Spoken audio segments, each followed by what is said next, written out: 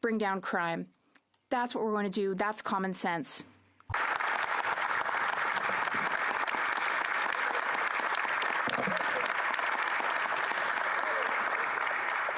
Happy New Year, Madam Speaker. And it is 2024, and this Prime Minister is still not worth the cost. He's not worth the crime.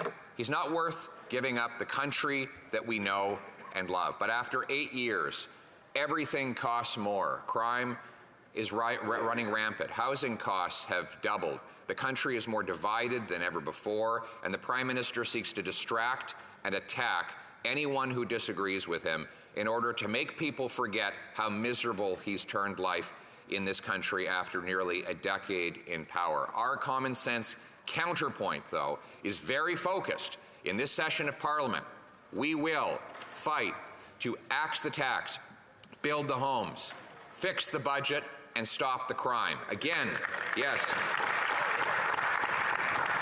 In case you missed it, axe the tax, build the homes, fix the budget, stop the crime. Axe the tax, build the homes, fix the budget, stop the crime. That's how we're going to turn around the mess the Prime Minister has created in 8 years. Let us quickly touch upon that mess. After 8 years of this Prime Minister, housing costs have doubled. This is after he promised that those housing costs would go down. In fact, they rose 40% faster than incomes.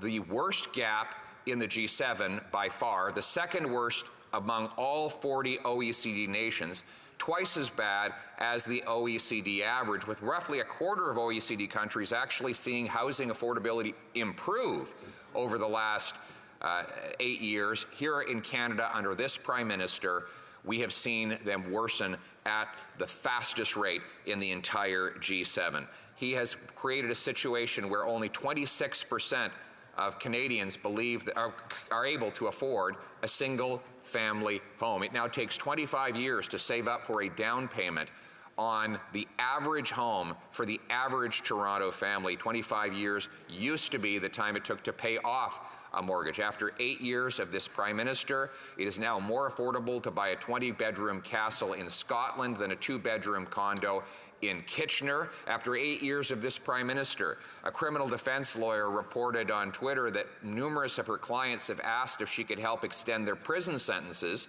so that they don't have to go and live in the housing market and find a place to rent. In other words, this Prime Minister's housing market is worse than prison by the judgment of several people who actually live in prison. After 8 years of this Prime Minister, we have seniors crammed 16 into a 4-bedroom home in Oshawa. That's according to the food bank, who told me they had to house middle-class seniors together. They're all losing their homes because of this incredible rent increase that this Prime Minister's policies have caused.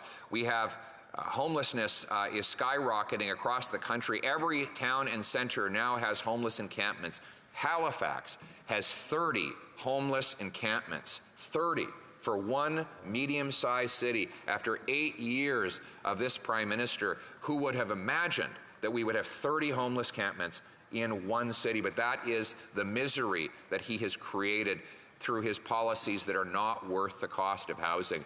Meanwhile, he makes the problem worse. He gives tax dollars to incompetent mayors and bureaucracies to block home building. The worst incompetence, of course, has been the mayors of Toronto and the former mayor and the present mayor of Toronto, the former mayor of Vancouver, blocking construction in those cities and making it uninhabitable for many of the people who should be able to afford a home. We now have the second slowest building permits of any country in the OECD. That's why we have the fewest homes in the G7, even with the most land by far to build on. And we were told that the media darling Minister of Housing, who was brought in in fall, was going to fix all this. He was going to hold photo ops right across the country, and all of a sudden there would be more building. What happened? Housing construction actually went down. 7% reduction in housing last year under the leadership of the current housing minister. But is it any surprise that when you put the guy who destroyed our immigration system in charge of housing, you get a destructive result. And don't, it's not me accusing him of ruining the immigration system. It's his own Liberal successor. The current Liberal Minister of Immigration says the system is out of control. In his own words, he claims that his predecessor was giving study visas for students to come and study at what he calls puppy mills. Those are his terms. I would never have used that term. It's insulting. They're actually human beings. They're not dogs, Madam Speaker. But that's the language we get from the current immigration minister to describe the chaos that his own predecessor caused in the international student program, the temporary foreign worker program, not to mention countless other programs that have been now overwhelmed by fraudsters and shady consultants and bureaucratic incompetence. Now they take the guy who ruined all of that and they say, this is the guy we're going to bring in to resolve the housing crisis. No wonder it gets worse and worse by the day. With their only defense is that they're spending lots of money. Wow. Failing is bad, Madam Speaker. Failing expensively is even worse. And that is what this Prime Minister has done after 8 years. It is not only in housing, it is in generalized inflation. After 8 years, inflation hit 40-year highs. After 8 years, this Prime Minister has increased the cost of food so quickly that there are now 2 million Canadians, a record-smashing number, who are required to go to food banks in a single month. We have students forced to live in homeless shelters in order to afford food. We have seniors who say they have to live in tents in order to be able to shop and feed themselves because food prices have risen so high. In fact, in Toronto, 1 in 10 Torontonians are now going to a food bank, enough to fill the Rogers Centre 7 times. If the monthly users of the food bank in Toronto alone were to go to the Rogers Centre, you'd have to fill the place 7 separate times just to accommodate them all. Who would have thought that you'd have this many hungry people in Canada's biggest city, a city that has elected no one but Liberals since 2015, and this is the result they've gotten from it. In that same city, crime and chaos rage out of control. In the adjoining suburbs, now we have stories of extortions where small businesses receive letters that if they don't fork over big dollars to international crime syndicates, they will be shot at, their houses will be burned, their families will be targeted, and the government does nothing to protect them. Who would have thought that Canada would be so vulnerable to this kind of criminality and chaos, that these foreign criminal syndicates would think Canada so weak and so easy to target that they could go after innocent small business leaders and their families in order to shake them down for money, and yet that is what has happened. And these same business owners go to bed at night with one eye open because they know their car could be stolen as they sleep. I told some stories yesterday to the caucus, incredible stories of people in Brampton whose cars just vanish in the middle of the night. Then they go over to Montreal, where they're put on a ship and sent off to the Middle East or Africa or Europe, where they're resold at a profit. And they're not even inspected as they go onto the ships with these containers. Meanwhile, the Prime Minister spends billions of dollars trying to buy back the legitimate property of licensed, law-abiding firearms owners. He believes that the problem is the hunter from Nunavut or the professional sports shooter from Nanaimo, when in fact the real problem is the criminals. Common sense conservatives are going to put an end to this madness. We're going to bring home the country we know and love. Now let's go through the common sense plan. 1, we're going to bring home lower prices by axing the carbon tax. And it starts with passing Bill C-2, 3, 4 to axe the tax on farmers and food so farmers can make the food and Canadians can afford to eat it. Pass the bill unamended today and let Canadians eat affordable food.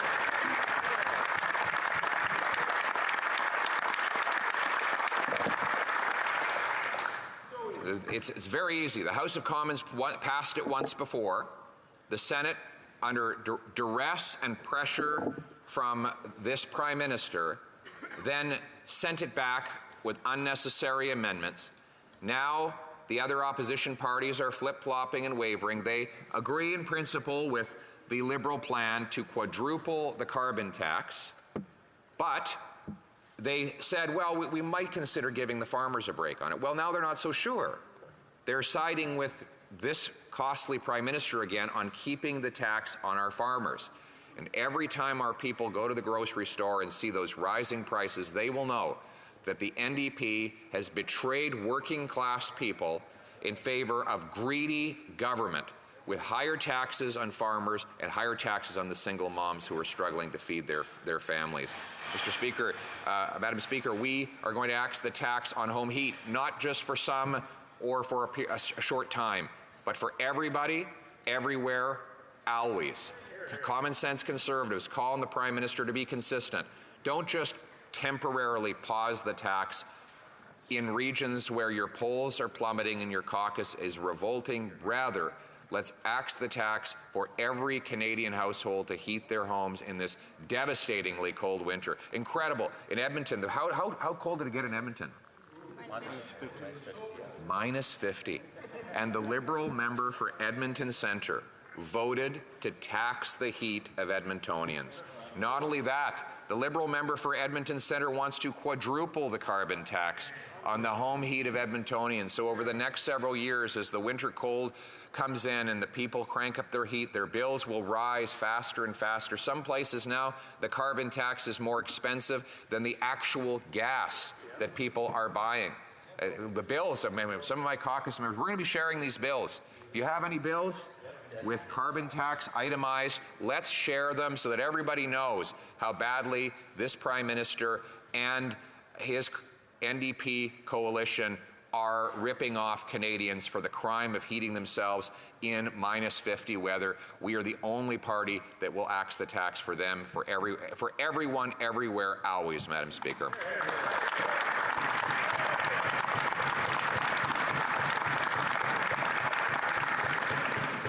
And our common sense plan to bring home lower prices includes capping spending. Capping the spending that has driven the inflation, a $600 billion increase in spending and debt, which means printing money. Printing money bids up the goods we buy and the interest we pay. In fact, government spending is up 75% since this Prime Minister took office. He's nearly doubled the cost of the government in a time when the economy has barely grown at all. In fact, the economy is shrinking while the government is expanding, which means that the government is gobbling up an increasing share of a shrinking pie. And that means there's less left for everyone else. Right now, the government is rich and the people are poor. The government is rich and the people are poor because this Prime Minister cannot stop spending, and his greedy NDP coalition counterparts push him to spend even more of other people's money. Our common sense plan would cap spending and cut waste. We'll get rid of the $35 billion infrastructure bank, the $54 million Arrive Can app, the $1 billion so-called green fund. It's really a slush fund. We will cut back on the money wasted on consultant insiders who now consume $21 billion tax dollars a year, an amount that is equal to $1,400 for every family in Canada. We will be cutting back on this waste so that we can balance the budget and bring down inflation and interest rates so that Canadians can eat, heat, and house themselves. We are going to unleash the growth of our economy. Instead of creating more cash, we're going to create more of what cash buys. We have the most powerful resources, perhaps the greatest supply of natural resources per capita of any country on earth, and we are very good at harvesting those resources to the benefit of our people and our environment at the same time. This Prime Minister, with the help of the NDP, has been driving the production to other countries where they pollute more, where they burn more coal, where they add more greenhouse gases to the atmosphere. This Prime Minister would drive the production away from Canadians who use the cleanest electricity, among the cleanest electricity grids on planet Earth, instead of bringing it home here to this country. Our common sense plan will repeal C-69 and replace it with a new law that protects the environment, consults First Nations, but gets projects built that we can bring home the paychecks for our people and take the money away from the dirty dictators of the world.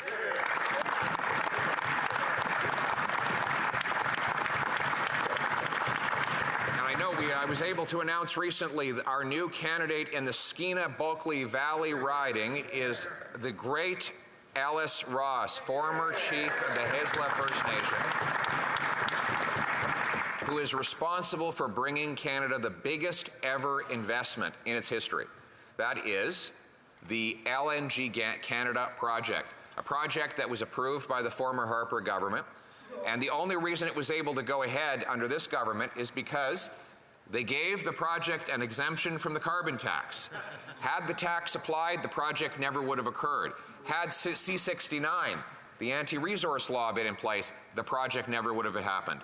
And by the government's own admission, this project will reduce greenhouse gas emissions around the world by millions of tons because it will displace dirty coal-fired electricity in Asia by sending clean, green Canadian natural gas, liquefied using hydroelectricity and our natural cold weather, sent abroad on our shortest shipping distances, which means burning less fossil fuels to get it to market. This will displace more emissions-intensive forms of energy in countries where they need to cut back. That is a solution to fight climate change and protect our environment. And thank God we had the visionary leadership of the great Ellis Ross to make that project happen, along with Stephen Harper. Unfortunately, this Prime Minister has blocked every other LNG project from coming to fruition. There were 18 of these projects on the table when he took office. Not one of them is completed. Only LNG, the aforementioned, oh, we got a cheer over there. Oh, we got a cheer over there. It was one of the, the Marxist member from, what's your riding again? Sorry? Rosemont Petit-Patry, he took that Marxist comment as a compliment, by the way. Believe me, he's told me that off the record. He tells me, he tells us that he's speaking perhaps on behalf of the NDP. He cheers when he hears that this Prime Minister has blocked every LNG project. Well, that's going to be very interesting news for me to take to northern British Columbia, where the First Nations people, the Niska, he cheers at the thought that the Niska will lose out on their proposed natural gas liquefaction project. That is the NDP of today, Madam Speaker. They used to stand up for the workers who had the lunch buckets. They used to stand up for First Nations people. That is a bygone era. Now they cheer every time a working class person loses a job and a community loses its industry. Shame on them. Good news, they will not be part of my government. We will stand with the Niska, we will stand with the Haisla, we will stand with the other First Nations of Northern Ontario who want to see the Ring of Fire go ahead. The First Nations people want to harvest our resources to empower their people and and end poverty. And we as Conservatives will remove the government gatekeepers and the radical ideologues like that NDP member and the current Environment Minister so that we can get things built and bring it home to our country.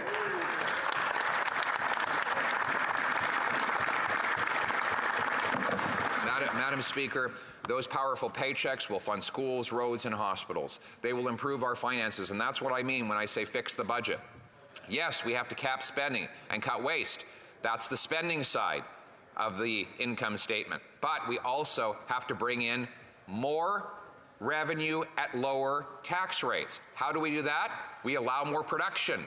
We have bigger and more powerful industrial projects and resource achievements, more paychecks for the people in the communities that work on those job sites. We'll generate the tax revenue at a lower cost to the overall population so that we can fund our cherished social safety net with real money and sustainably into the future, Madam Speaker.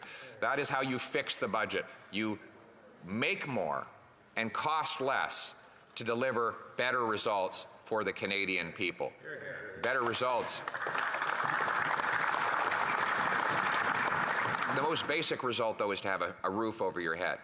And after 8 years of this Prime Minister, that is not possible.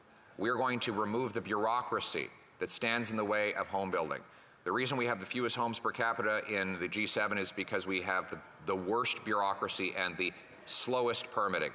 My common sense plan will require local bureaucracies permit 15% more homes per year as a condition of getting federal money. Those that beat the target will get more money. Those that miss the target will get less, and in exact proportion to their success or failure.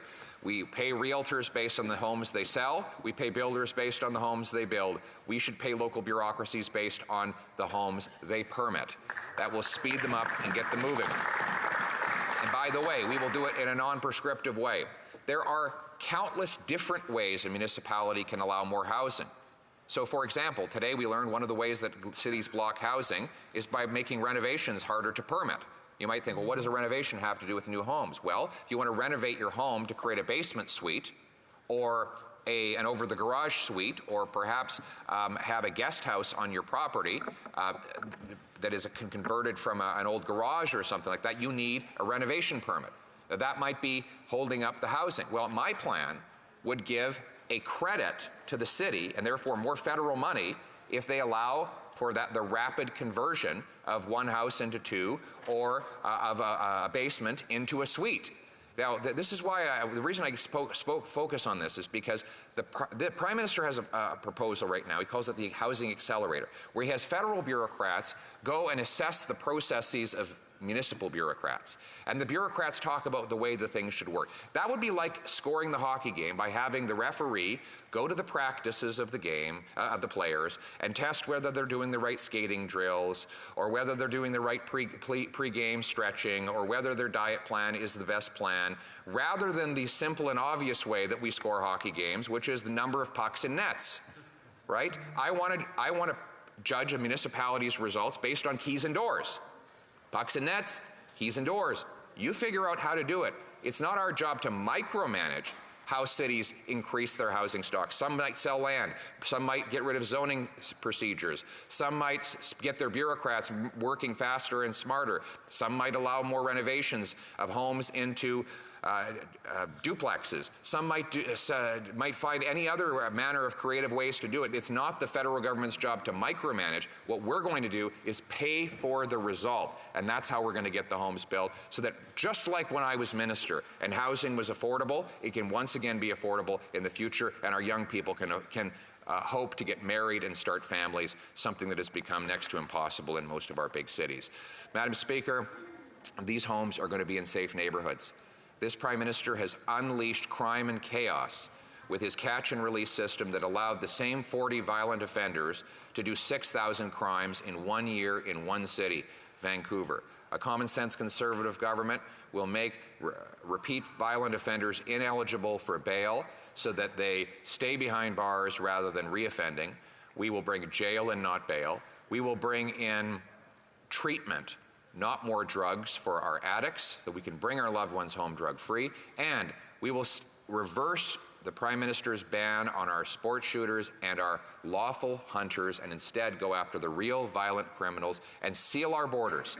We're going to put those billions of dollars he's wasting going after lawful hunters and put that into scanning the boxes that come in and out of our country that bring the drugs and the guns, and to scan those shipping containers that are taking away our stolen cars, so that we can stop them from leaving the country and keep our cars here, getting our insurance rates down, so that people can afford to drive again, and they don't have to sleep with one eye open in this looting of our vehicles that the Prime Minister has allowed to happen. We're going to this Prime Minister wants to protect turkeys from hunters. I want to protect Canadians from criminals. Common sense. Madam Speaker, so that is the common sense agenda of the Conservative opposition in this forthcoming Parliament. Axe the tax, build the homes, fix the budget, stop the crime. Axe the tax, build the homes, fix the budget, stop the crime. This is something on which we should all agree. So I call on the other parties to dispense with their radical ideologies and plans and unite around this common sense effort to set 4 clear priorities. Who is ready to axe the tax, build the homes, fix the budget, and stop the crime. Is everybody ready to do that? Let's bring it home.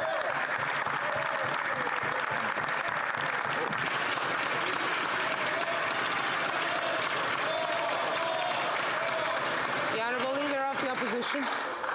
I'd like to introduce the following amendment, that the motion be amended by deleting all the words after the word that and substituting the following.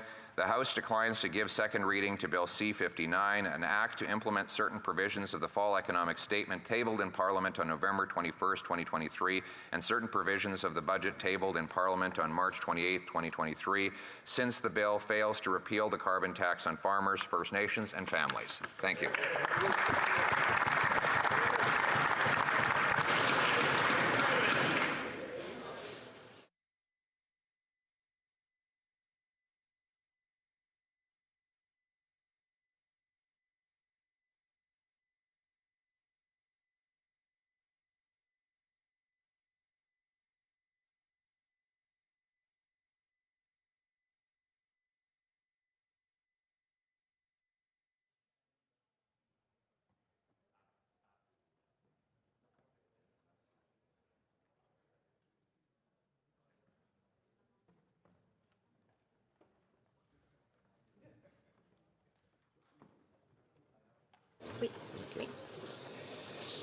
Mr. Poilievre, seconded by Ms. Goodridge, moves the following amendment. That the motion be amended by deleting all the words after the word that and substituting the following. The House declines to give second reading to Bill C-59, an act to implement certain provisions of the Fall Economic Statement tabled in Parliament on November 21st, 2023, and certain provisions of the budget tabled in Parliament on March 28, 2023, since the bill fails to repeal the carbon tax on farmers, First Nations, and families. The amendment is in order. Questions and comments? The Honourable Parliamentary Secretary, the Government House Leader. Yes, thank you, Madam Speaker. You know, the Leader of the Conservative Party's fixation on the bumper sticker that's going to say axe the tax, Madam Speaker, has caused the Conservative Party and that mega right to ultimately say things like, we don't support the trade agreement with Ukraine.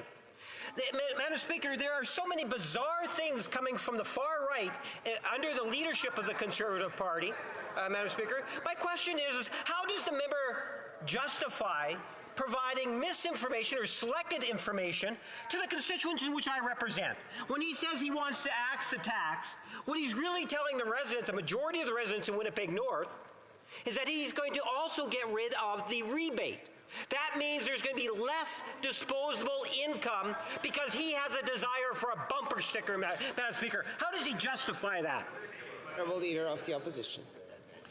Madam Speaker, that member is once again misinforming his constituents. Actually, I shouldn't say that because they don't believe him. So he's not informing them of anything. He's misinformed himself because according to the Parliamentary Budget Officer, 60% of Canadians pay more in carbon tax costs than they get back in these phony rebates. Now we have their big solution. They're going to give it a new name. They're going to rename the carbon tax. They think that people won't notice that their heating bills, their gas bills, and their grocery bills are going through the roof under this tax if they just give it a new name. Madam Speaker, this is a carbon tax that rips off the people of Winnipeg, and he should be ashamed to allow for a temporary pause on the tax for some people in other regions while denying the people in his own riding, one of the coldest major cities in this country, that same pause. Madam Speaker, we will axe the tax in Winnipeg. We will axe the tax for everyone, everywhere, forever. Question